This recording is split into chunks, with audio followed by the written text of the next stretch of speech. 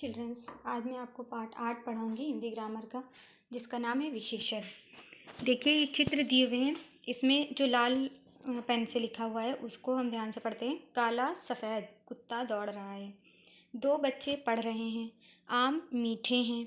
Tub में कुछ फल रखे हैं। वह बेचारा रो रहा है। विपुल मेरा भाई है।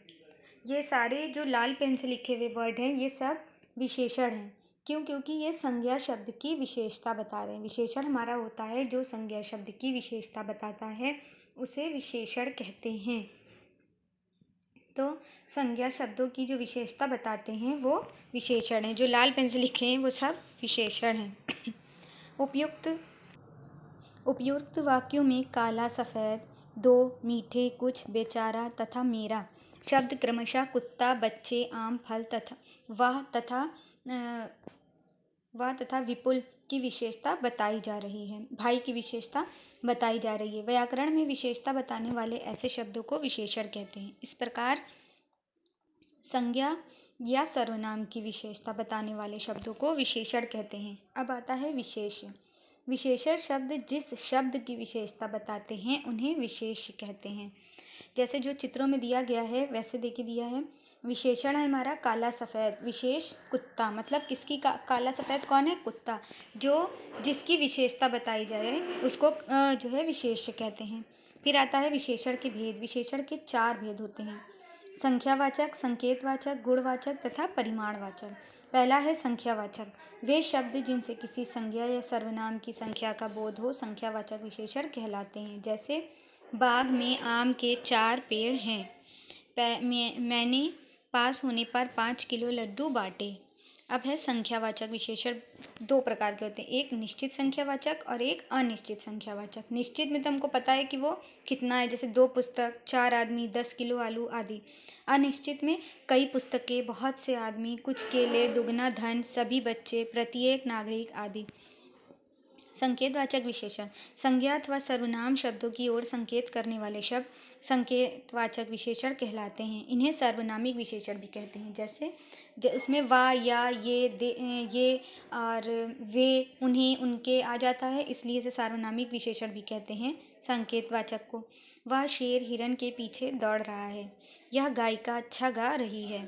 अब आता है गुणवाचक विशेषण। गुण तो जानते ही आप कि हमारा जो भी अच्छाई है, बुराई है, जो कुछ भी है वो ये गुणवाचक विशेषण के अंदर आता है। जैसे वे शब्द जो संज्ञा या सर्वनाम शब्दों के गुण, दोष, आकार, प्रकार, रूप, रंग, अवस्था, दशा आदि का बोध कराते हैं गुणवाचक विशेषण कहलाते हैं। जैसे प्रियंका बहुत ईमानदार है, तो ये उसका गुण है। ईमानदार जो है वो उसका गुण है। सुनैना सुंदर है, सुंदर भी उसका गुण है। इसी प्रकार गुण, दोष, आकार, प्रकार, रंग, रूप, अवस्था, दशा ये सब गुणवाचक विशेषण में आता है। अब आता है परिमाणवाचक विशेषण।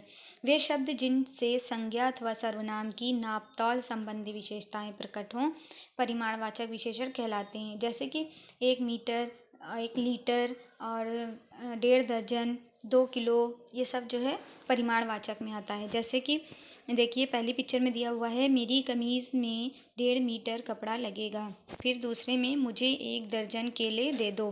फिर परिमाणवाचक विशेषण भी 2 प्रकार के होते हैं। जैसे संख्यावाचक विशेषण होते हैं वैसे ही परिमाणवाचक भी 2 प्रकार के होते हैं, निश्चित और अनिश्चित। निश्चित में हमें मालूम रहता है कि कितना है, 1 किलो दूध, 2 लीटर पानी, 3 लीटर तेल आदि। अनिश्चित में कुछ रुपए, थोड़ा सा दूध, ज़्यादा मिठाई आदि। फिर है विशेषणों की अवस्थाएं।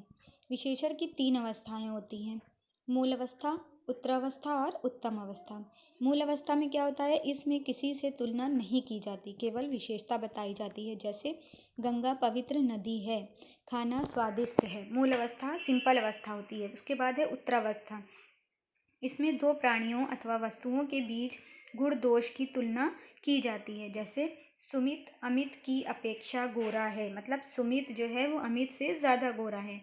फिर आम अमरूद से अधिक मीठा है, मतलब आम जो है वो अमरूद से ज़्यादा मीठा है। ये 2 चीज़ों की कंपेयर करने वाला होता है। फिर है उत्तम अवस्था। इस अवस्था में 2 या 2 से अधिक व्यक्तियों वस्तुओं के बीच तुलना करते हुए किसी एक को अच्छा या बुरा बताया जाता है। जैसे प्रियंक सबसे अच्छा खिलाड़ी है। दिव्या सब लड़कियों से अच्छी है, तो मतलब पूरे में सबसे अच्छा बताया गया है उसे। फिर है मूल अवस्था, उत्तरावस्था, उत्तम अवस्था। देखिए, मूल अवस्था में योग्य, उत्तरावस्था योग्यतर, उत्तम अवस्था योग्यतम। इस तरह इसकी अवस्थाएं बताई गई हैं। फिर है विशेषणों की रचना। कुछ शब्द स्वयं ही विशेषण होते हैं तथा कुछ प्रत्यय लगाकर बनते हैं। प्रत्यय लगाकर बनाए जाने वाले इन शब्दों कुछ शब्दों के उदाहरण यहाँ पर दिए हैं। देखिए, ई प्रत्यय लगा के जैसे सुख का सुखी, पाप का पापी, ये सब विशेषण बन जाता है।